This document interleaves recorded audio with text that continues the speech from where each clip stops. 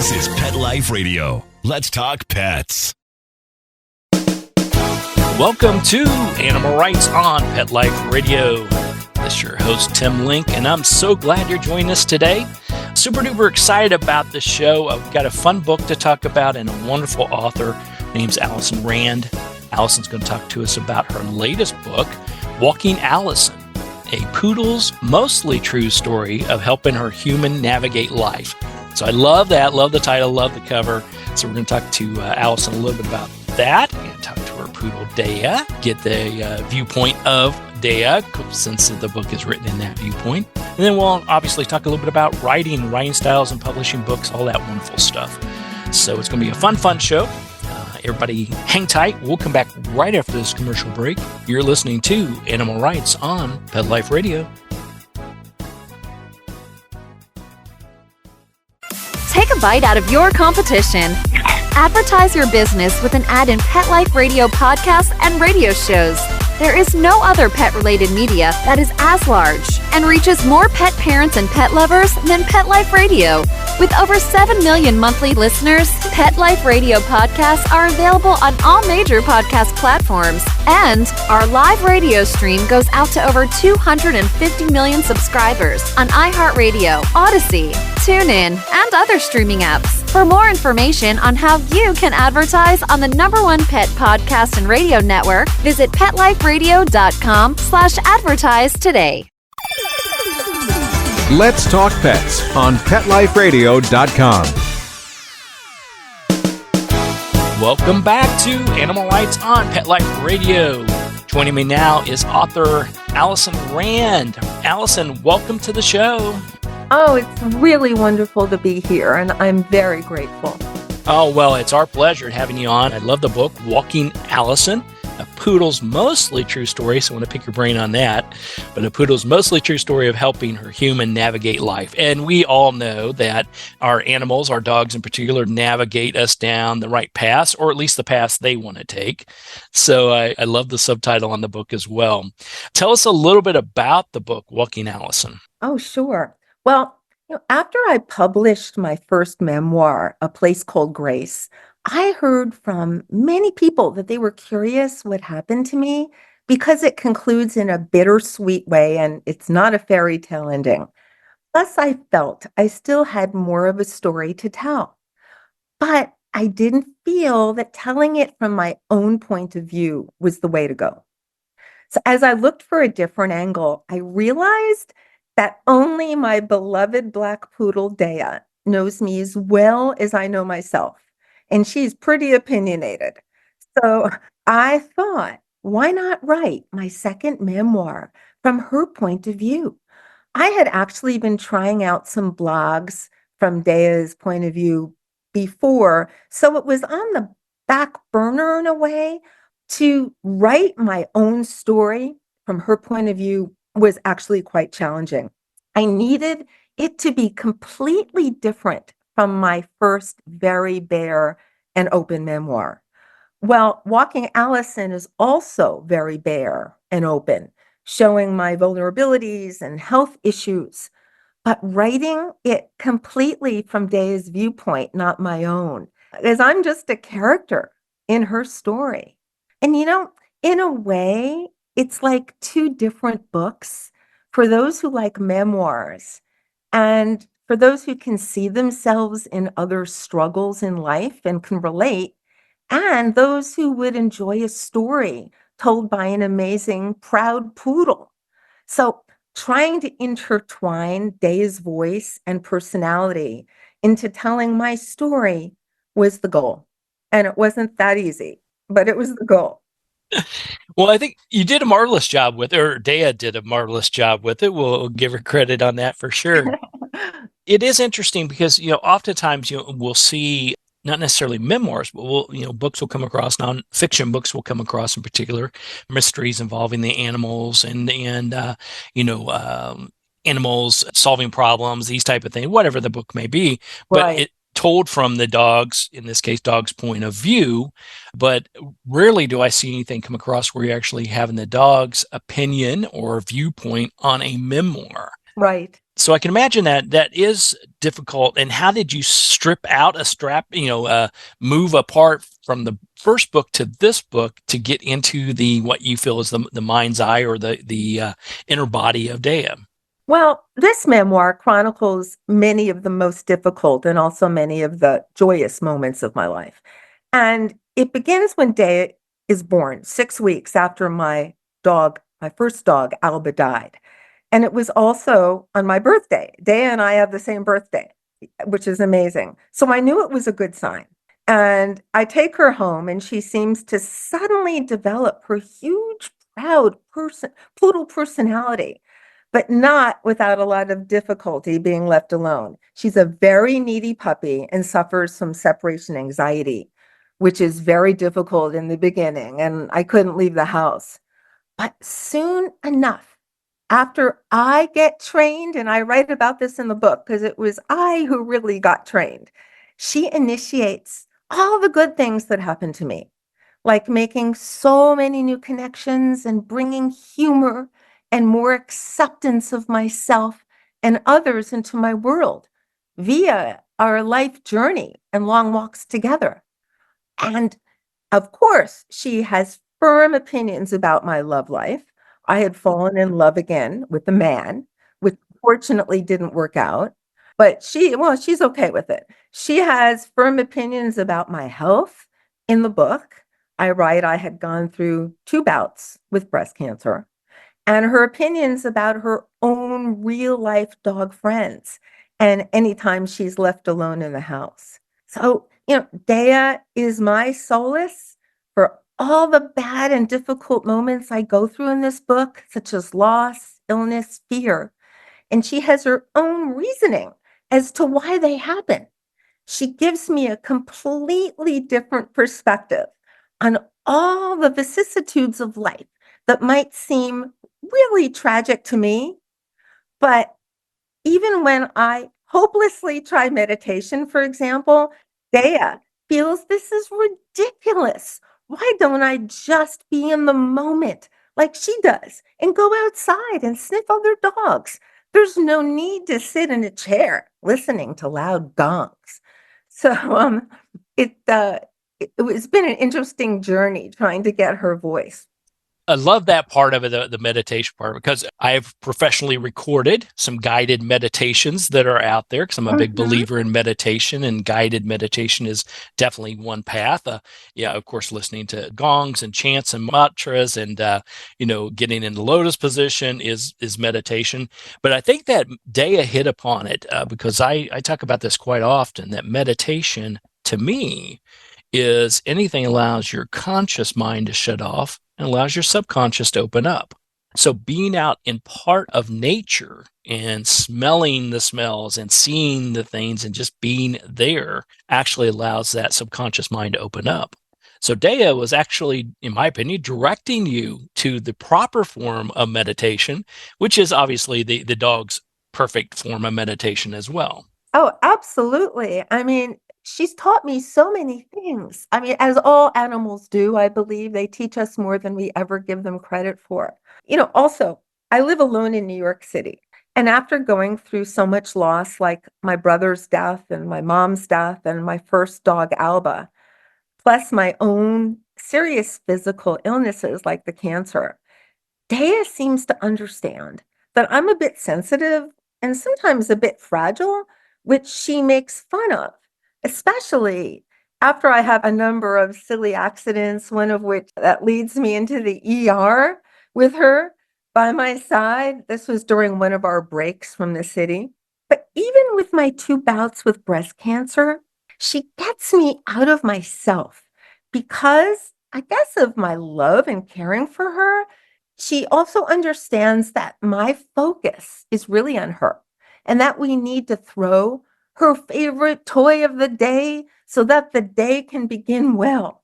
She knows if something were to happen to me, she would be my concern. She always knows that.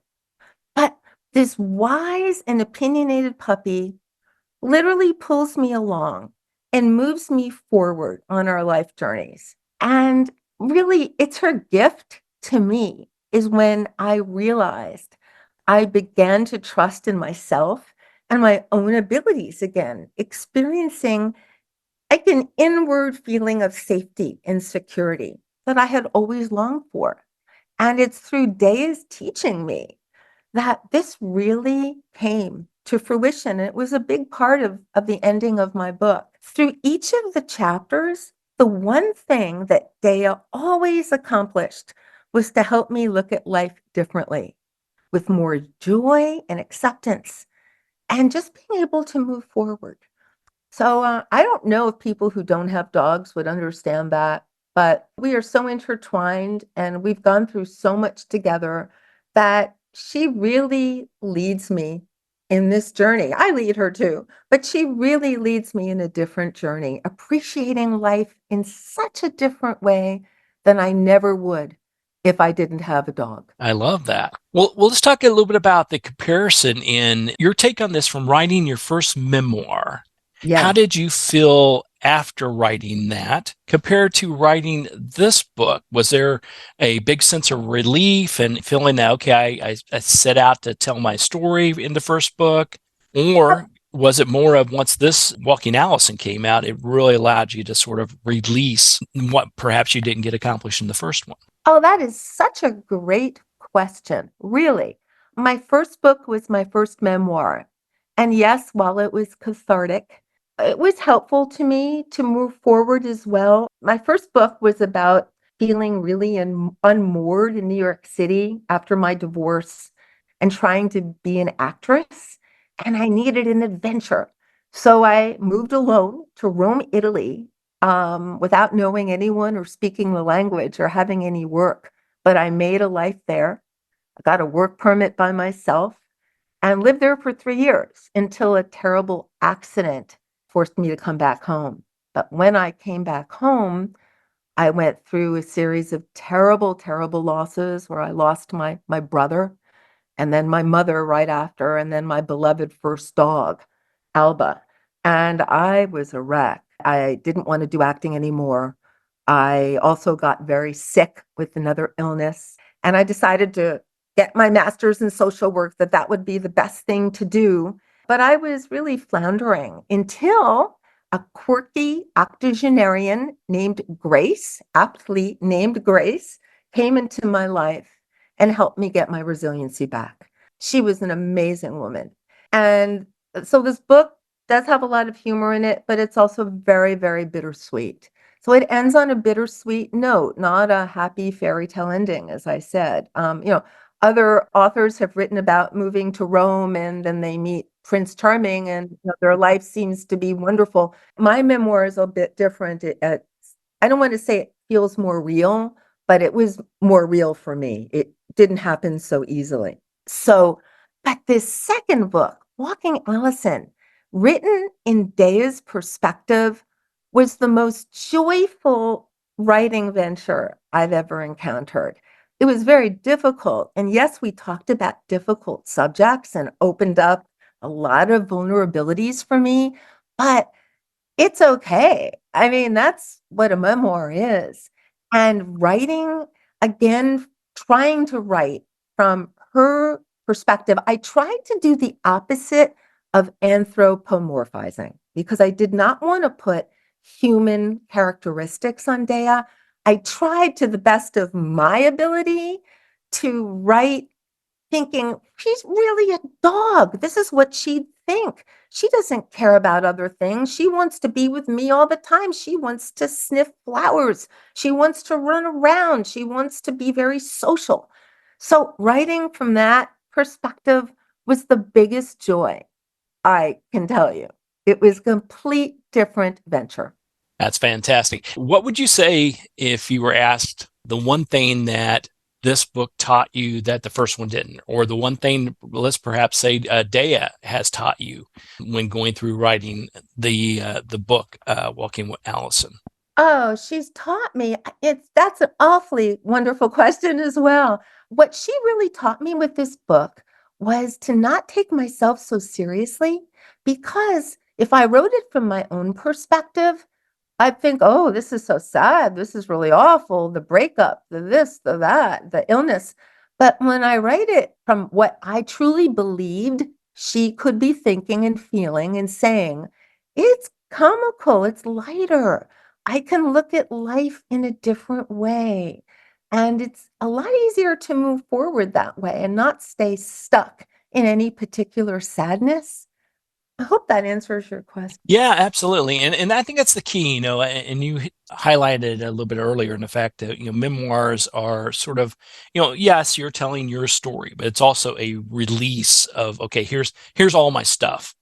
Take a look at it. You've asked for it, here you go. Be careful what you ask for. But oftentimes I find with memoirs is there's not the healing aspect afterwards. You tell your story, but okay, now what? What are you doing now? How is this putting this pen to paper, we'll say old school here, helped you get through that situation? Or is it more of you've just told your story and you're still haven't had a release? And it sounds like in the book Walking Allison, this is your chance to not only tell the story and the challenges that you faced, but also now a release in Daya's voice and in a comical way. Without making it a comedic type book. Absolutely. Right on. Yes, it was a release. I wanted to continue my story because, I'm not alone in my story. I'm sure there are many people that can relate to cancer, being scared, living alone, isolation, living in New York and going through COVID alone and all the things that I wrote about. But the release is the joy of my dog and me as partners, getting through this together and looking at it from what I believed her perspective would be. Maybe I'm right, maybe I'm wrong, but that's what I truly believed. She has so much personality, this dog. She's not just a lap dog. I mean, she's so comical and silly, and she's a very proud poodle. And, yes, she has separation anxiety and she's very needy, but her opinions, I just thought made my foibles very funny and very relatable to other people. I wanted to be as honest about my own stuff as I could be. And it's a lot easier to be honest via my dog, actually. Absolutely. Fantastic. Well, you did a great job of doing that. So we'll take a quick commercial break. We'll come back right after this and we'll continue our conversation with Alison Rand and her book, Walking Allison. You're listening to Animal Rights on Pet Life Radio.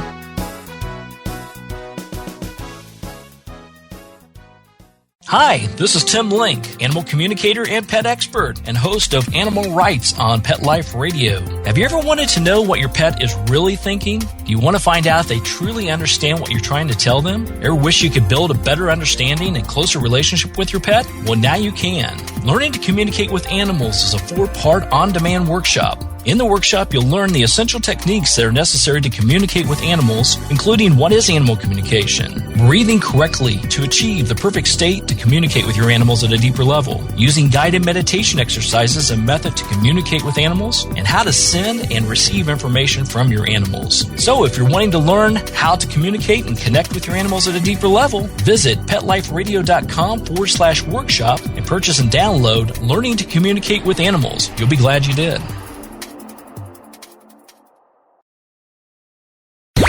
Let's talk pets Let's talk pets on Pet Life Radio. Pet Life Radio. PetLifeRadio.com. Welcome back to Animal Rights on Pet Life Radio. Continue our conversation with author Alison Rand in her latest book, Walking Allison, a poodle's mostly true story of helping our human navigate life.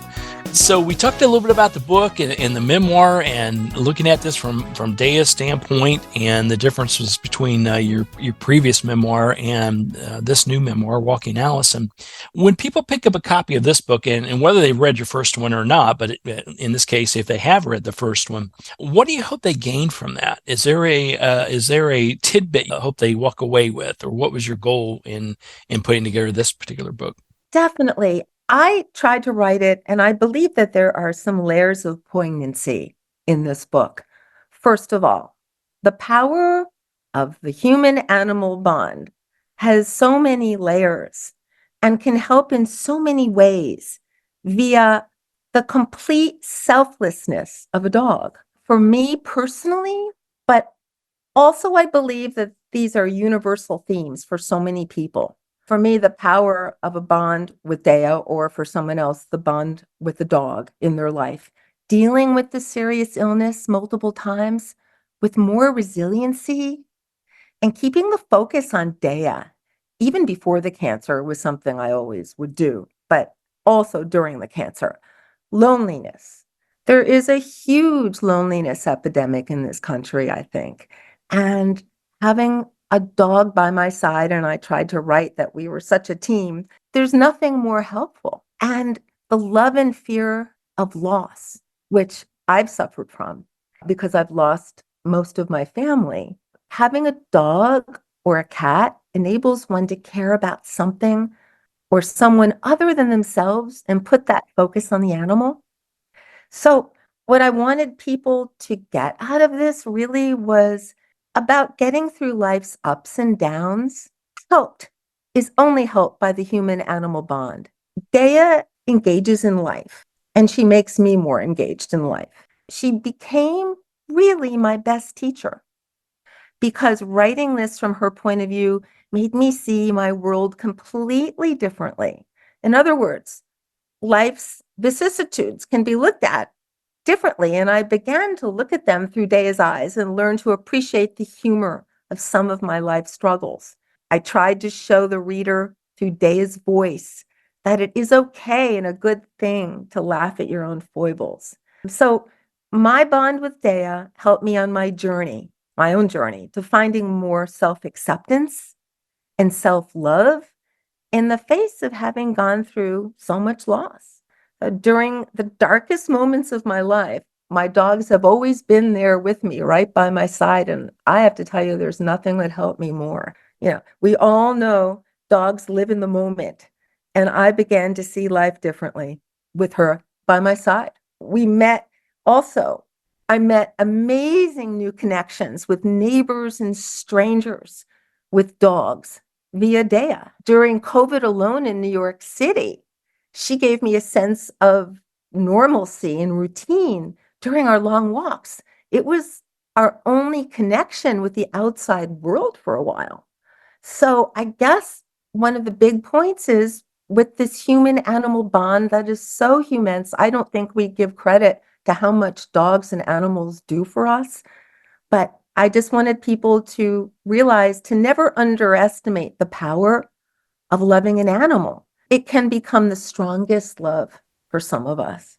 Very well put. And the book definitely covers that in detail. It really gives it a good perspective.